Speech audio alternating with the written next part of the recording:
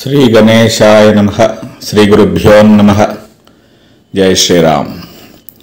నాగుల చవితి, నాగుల పంచమి ఈ రెండు తిథులు చాలా విశేషమైనటువంటివి.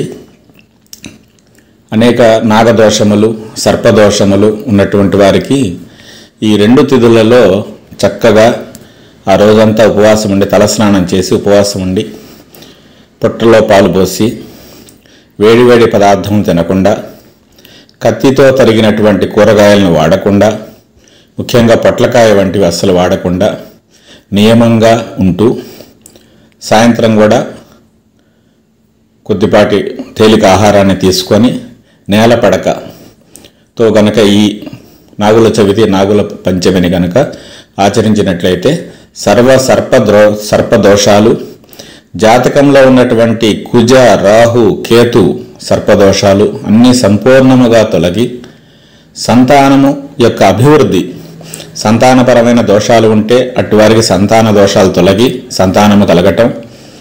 సర్పదోషాలంటే సంతానం కలగకపోవటం ఒక్కటే కాదు, సర్పదోషాలంటే కలిగినటువంటి సంతానము అభివృద్ధిలోకి రాకపోవటం, వారికి రకరకాల వైకల్యాలు ఉండటం, శారీరక వైకల్యం, మానసిక వైకల్యం, ఇలాంటివన్నీ కూడా సర్పదోషాల కిందకి వస్తాయి.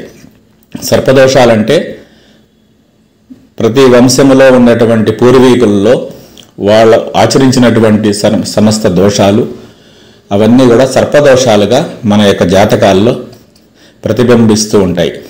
సో ఇటువంటి దోషాలన్నీ తొలగిపోవడానికి ఈ నాగుల చవితి, నాగుల పంచమి, ఇదే నాగుల పంచమి నాడు గరుడ పంచమిగా కూడా చేస్తుండే. పంచమి తిథి నాగుల పంచమిగా, అదేవిధంగా గరుడ పంచమిగా కూడా ప్రసిద్ధి చెందింది. మనకి జనరల్గా ఈ నాగులు, గరుడు శత్రుభావంతో చూస్తూ ఉంటాము. కానీ గరుడ పంచమి, గరుత్మంతుని కూడా ఈరోజు చక్కగా పూజించి ఆరాధించినట్లయితే సర్పదోషాలు చాలా సులభంగా తొలగిపోతాయి. గరుడ స్తోత్రాన్ని చదువుకోవచ్చు. ప్రతి విష్ణువు, వెంకటేశ్వర ఆలయాల్లో గరుత్మంతుల వారు ఉంటారు.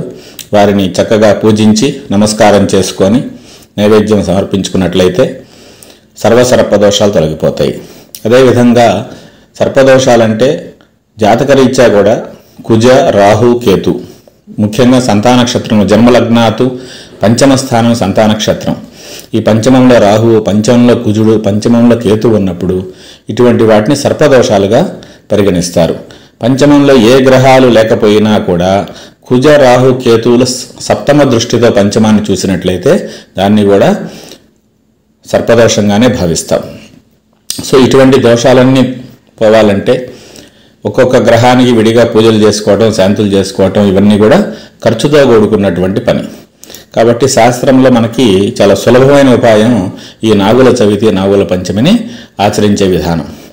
ఇదే నాగుల చవితి, నాగుల పంచమి నాడు ఈ సర్పాలన్నిటికీ అధిష్టానమైనటువంటి శ్రీవల్లి దేవసన సమేత సుబ్రహ్మణ్యేశ్వర స్వామి వారిని విశేషముగా పూజించి సుబ్రహ్మణ్య భుజంగ స్తోత్రము, సుబ్రహ్మణ్య కరావలంబాష్టకము, సుబ్రహ్మణ్య అష్టోత్తర శతనామ స్తోత్రము, ఇలాంటివన్నీ చక్కగా పారాయణం చేసుకుని స్వామివారిని పూజించినట్లయితే సర్పదోషాలు తొలగి జీవితం సంతోషముగా, శాంతిమయంగా ఉంటుంది.